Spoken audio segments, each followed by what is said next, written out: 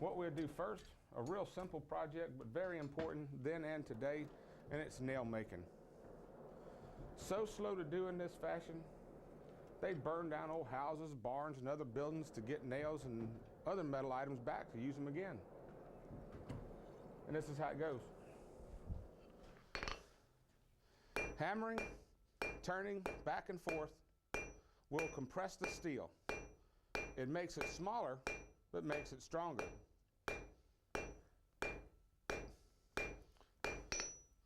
When I have hammered it to the length and size that I need, I'll place it on top of that chisel, make a cut where it will break off easily on the next heat so we can form its head. This will be steps 1 and 2. So placed on the chisel.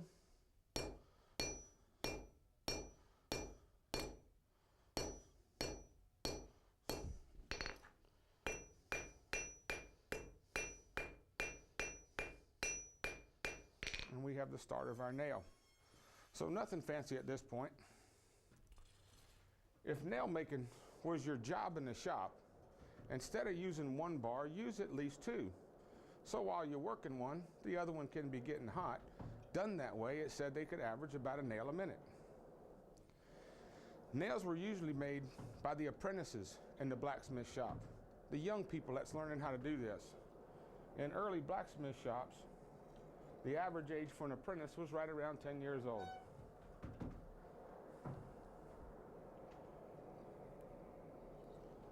So I put the nail into the nail header, I bend it back and forth, and where it's cut, it'll break.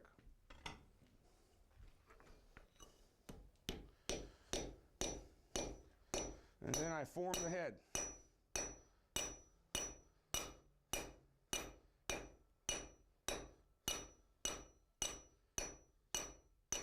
And what I like to do just for fun is I put little smiley faces in my nails. A couple of dots for eyes. Give it a smile. And cool it off.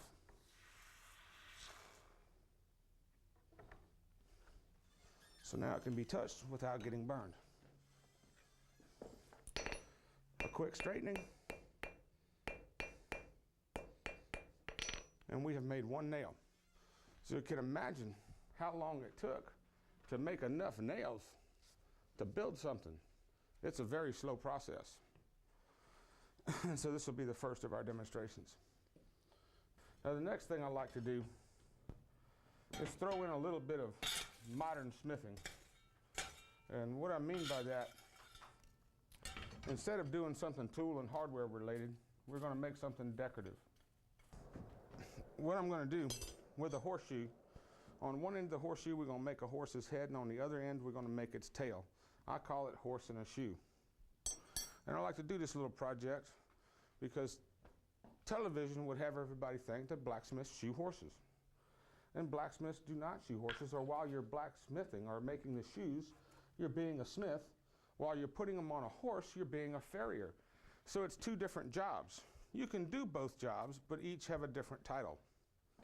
The word smith in blacksmith and other types of smiths is from the word smite, that means to strike or to hit. The material I work with, iron and steel, once worked and cooled, turns black in color, hence the term, we're blacksmiths. Other types of smiths would be gunsmiths, bladesmiths, locksmiths, tinsmiths, gold, silver, coppersmiths. They all work in the field of metal, but specialize in their individual jobs. Today, just in the field of blacksmithing, there's over 2,000 types of steel. So that's a lot of metals to get familiar with. It would be real hard for somebody to be able to do all the types of smithing really well. So we specialize in our jobs. They did then, we still do today. We're going to start by forming the horse's head.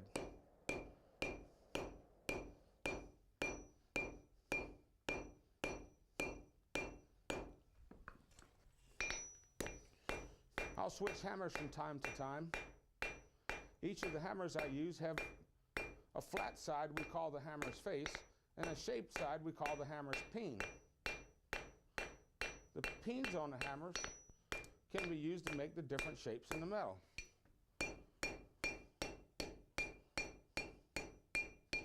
And so this peen is round. We call it a rounding peen. This is the peen that most people has heard of. It's a ball peen. And the one that I use most of the time we call a cross peen. All right, so that's the next step in forming the horse's head. Now with this next heat, the head will be bent over. We will cut in an ear and hammer in the mane. Now if I'm not careful, leaving the steel in the fire for too long, it can burn. The steel that I use will burn at about 2,400 degrees. The temperature I fire, you remember, is around 3,500. So left in there just a little too long, and you will ruin the steel from overheating.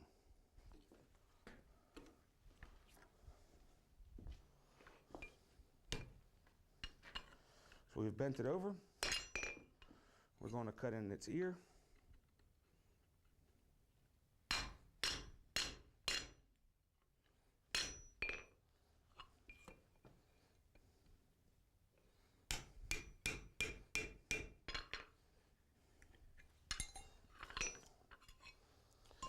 Using the peen of the hammer, I form the mane.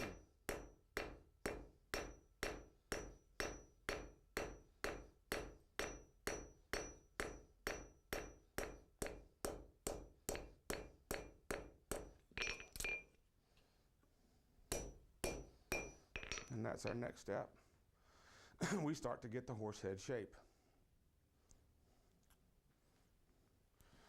Now with this heat, we're going to add in the eye, eyebrow, and eyelashes.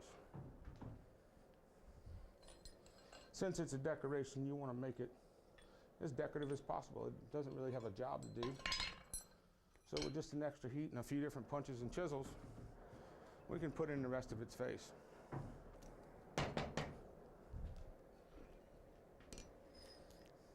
We'll set the eye first. We'll set the eyebrow, and then a few eyelashes.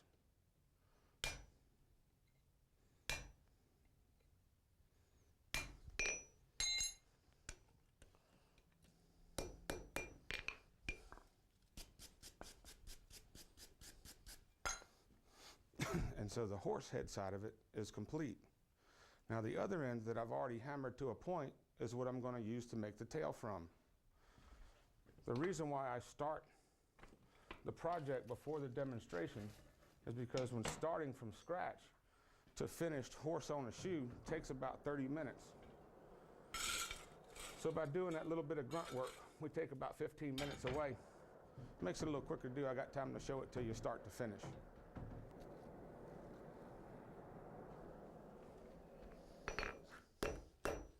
So back to the peen of the hammer. Putting the lines in it to give it a texture, look like a little bit of hair. Now we bend the tail over as well.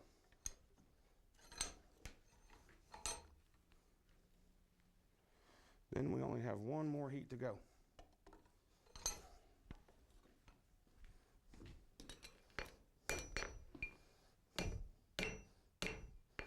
So right now it's a little bit misformed because the horse head is leaning way out to one side and the other end is curled in.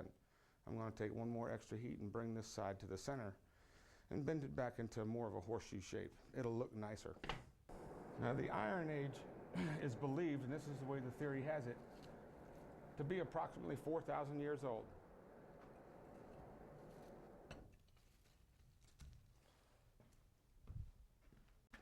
We're going to cool off the head. That way when I hammer on it, I don't smash it.